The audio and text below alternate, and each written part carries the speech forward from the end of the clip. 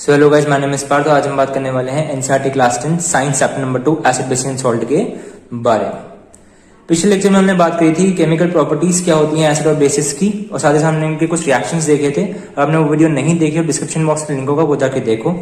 इस लेक्चर में हम बात करने वाले हैं डिफरेंट इंडिकेटर्स के बारे में एसिड और बेसिस के, और साथ ही साथ हम ये भी समझेंगे कि पीएच स्केल क्या होता है। तो सबसे पहले हम देखते हैं कि क्या क्या इंडिकेटर्स होते हैं एसिड और बेसिस के। तो सबसे पहले मैं आपको बता दूं कि इंडिकेटर्स क्या होते हैं। इंडिकेटर्स वो सब्सटेंसेस हैं जो हमें ये बताते हैं कि हमारा जो सॉल्यूशन है, हमारा जो सब्सटेंस है, वो एसिड है या फिर वो एक बेस है। तो सबसे पहले मैंने जो इंडिकेटर लिया है वो है हमारा लिटमस। लिटमस सबसे ज्यादा वाइडली यूज्ड इंडिकेटर है और इसके बारे में मैंने आपको बताया था अपने फर्स्ट लेक्चर में। इसको एक बार दोबारा से समझ लेते हैं कि ये कैसे बिहेव करता है एसिड और बेस में। तो अगर मैं एक ब्लू लिटमस सॉल्यूशन लूं एसिडिक सॉल्यूशन में, तो वो जो ब्लू लिटमस पेपर है वो किस में चेंज हो जाता है? रेड में चेंज हो जाता है। और अगर मैं एक red litmus paper basic solution में ऐड करूं तो वो किस में चेंज हो जाता है? ब्लू में चेंज हो जाता है। और साथ ही साथ अगर मैं कोई एक रेड लिटमस पेपर एसिड में डालूं तो वो कोई भी चेंज नहीं दिखाता, और अगर मैं बेस में कोई ब्लू लिटमस पेपर डालूं तो वो भी कोई चेंज नहीं दिखाता। तो लिटमस पेपर कैसे रिएक्ट करता है? Blue litmus to red react करता है एसिड में, और red litmus to blue react करता है बेस में। उसके बाद जो हमारा दूसरा इंडिकेटर है वो है हमारा ओलाफैक्टरी इंडिकेटर्स। ओलाफैक्टरी इंडिकेटर्स वो सब्सटेंसेस होते हैं जिनकी स्मेल और ओडोर चेंज हो जाती है किसी भी एक बेसिक और एसिडिक सॉल्यूशन में। यानी कि अगर मैंने सपोज कोई ओलाफैक्टरी इंडिकेटर लिया, पहले मैंने उसको एक बेसिक सॉल्यूशन में डाला तो उसका कुछ और ओडोर होगा, यानी कि उसकी कुछ और स्मेल होगी। और अगर मैंने उसको एक एसिडिक सॉल्यूशन में डाला तो उसकी कुछ और ओडोर या कुछ और स्मेल होगी। इसके अगर कुछ एग्जांपल्स मैं बोलूं तो वो होते हैं वनीला, अनियन एंड क्लोव, और भी काफी सारे होते हैं।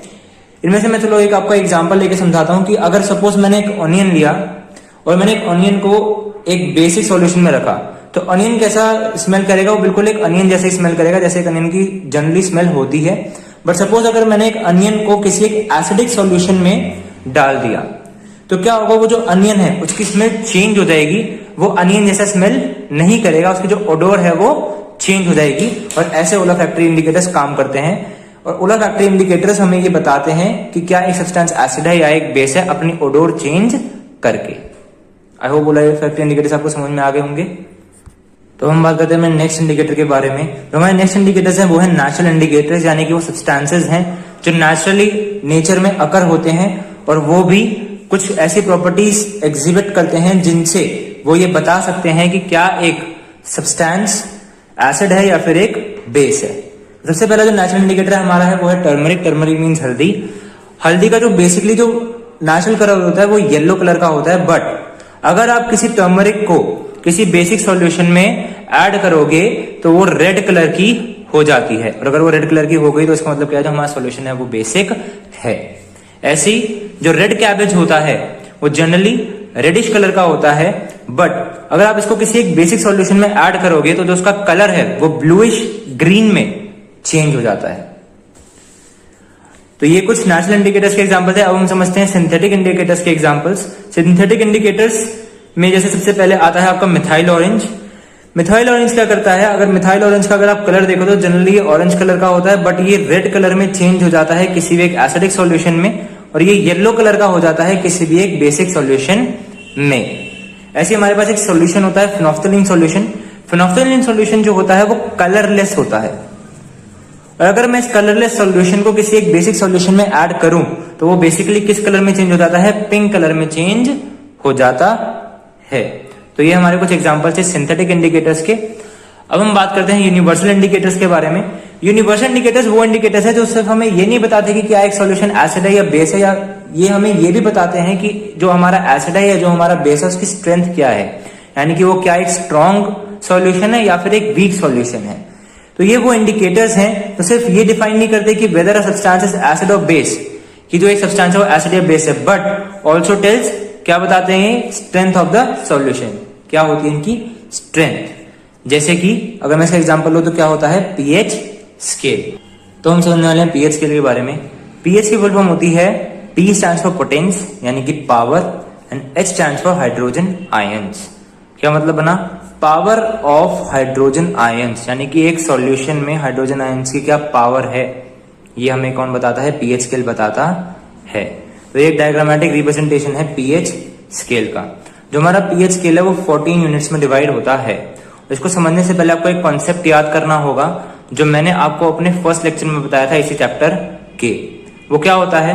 मैंने आपको ये बताया था कि जितने भी एसिड्स होते हैं जब मैं उनको पानी के अंदर डिसॉल्व करता हूं तो वो H+ आयंस प्रोड्यूस करते हैं। जितने भी बेसिस होते हैं अगर मैं उनको पानी के अंदर डिसॉल्व करूं तो वो OH- आयंस प्रोड्यूस करते हैं। ये मैंने आपको बताया था। अब सपोज एक सॉल्यूशन जो है, एक एसिड जो है वो ज्यादा मात्रा में H+ आयंस प्रोड्यूस कर रहा है। अगर वो ज्यादा मात्रा में H+ आयन प्रोड्यूस कर रहा है तो हम उसे बोलते हैं स्ट्रॉन्ग एसिड, और अगर वो कम मात्रा में H+ आयंस प्रोड्यूस कर रहा है तो हम उसे बोलते हैं वीक एसिड। सिमिलरली अगर कोई एक बेस ज्यादा मात्रा में OH- आयंस प्रोड्यूस कर रहा है तो हम उसे बोलते हैं स्ट्रॉन्ग बेस, और अगर वो कम मात्रा में OH- आयंस प्रोड्यूस कर रहा है तो हम उसे बोलते हैं एक वीक बेस। तो आप यहां पर देख रहे हो कि जो पीएच वैल्यू है मैंने उसके नीचे लिखा है H+ आयंस और OH- आयंस। तो इसका मतलब क्या है? सबसे पहले आप नजर डालो 7 पे। अगर आप 7 पे देख रहे होगे तो 7 पे क्या होता है? 7 पे किसी भी एक सॉल्यूशन की जो वैल्यू है, अगर उसकी पीएच वैल्यू 7 है तो उसमें H+ आयंस की मात्रा और OH- आयंस की मात्रा जो है वो इक्वल होती है। और कोई भी एक ऐसा सॉल्यूशन जिसमें H+ आयंस और OH- आयंस की मात्रा बराबर होती है वो सॉल्यूशन एक न्यूट्रल सॉल्यूशन होता है। तो जिस भी सब्सटेंस की वैल्यू 7 है वो न्यूट्रल है, यानी कि ना ही वो एसिडिक है और ना ही वो बेसिक है। और सपोज अगर मैं 7 से नीचे जा रहा हूं तो आप अगर 7 से नीचे जाओगे तो आप देख रहे होगे कि जो H+ आयंस की जो मात्रा है वो बढ़ती जा रही है और OH- आयंस की जो मात्रा है वो कम होती जा रही है। इसका मतलब क्या है? मैंने बताया कि एसिड्स वो सॉल्यूशन है जो H+ आयंस रिलीज करते हैं, और अगर हम 7 से नीचे जाते हुए देख रहे हैं तो ज्यादा मात्रा में H+ आयंस प्रोड्यूस हो रहे हैं। इसका मतलब क्या है? अगर मैं 7 से नीचे जा रहा हूं तो जो मेरा सॉल्यूशन है वो कैसा हो रहा है? एसिडिक हो रहा है, क्योंकि यहां पर क्या हो रहा है? यहां पर H+ आयंस की मात्रा बढ़ती जा रही है और OH- आयंस की जो मात्रा है वो कम होती जा रही है।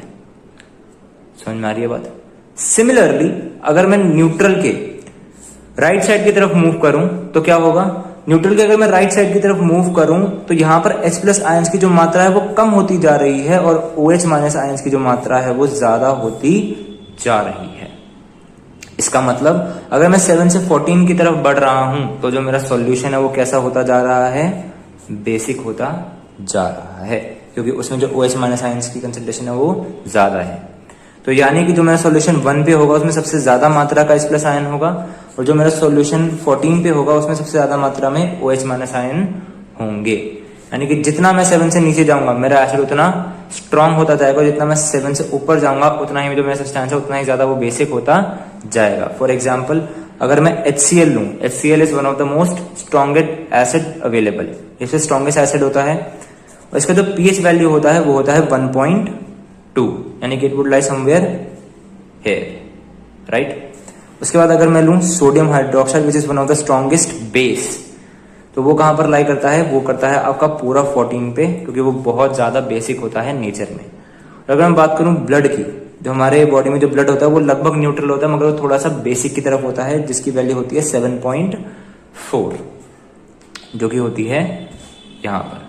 और पीएच वैल्यू के बारे में एक जो इंपॉर्टेंट पॉइंट है वो ये है, our body works in the pH range between 7 to 7.8। हमारी बॉडी किस pH रेंज में काम करती है? 7 से लेकर 7.8 के बीच में हमारी जो बॉडी है वो काम करती है। तो ये था पीएच स्केल का इंट्रोडक्शन। पीएच स्केल के एवरीडे यूजेस हमारी लाइफ में क्या क्या होते हैं ये हम पढ़ेंगे अपने अगले लेक्चर में। अगर आज का लेक्चर आपको समझ में आया तो प्लीज लाइक कर देना, शेयर करना, सब्सक्राइब करना, अपने दोस्तों के साथ शेयर करना मत भूलना। साथ ही साथ बेल आइकन को भी प्रेस कर देना ताकि आपको आगे नोटिफिकेशंस मिलती रहें। Thank you so much for watching.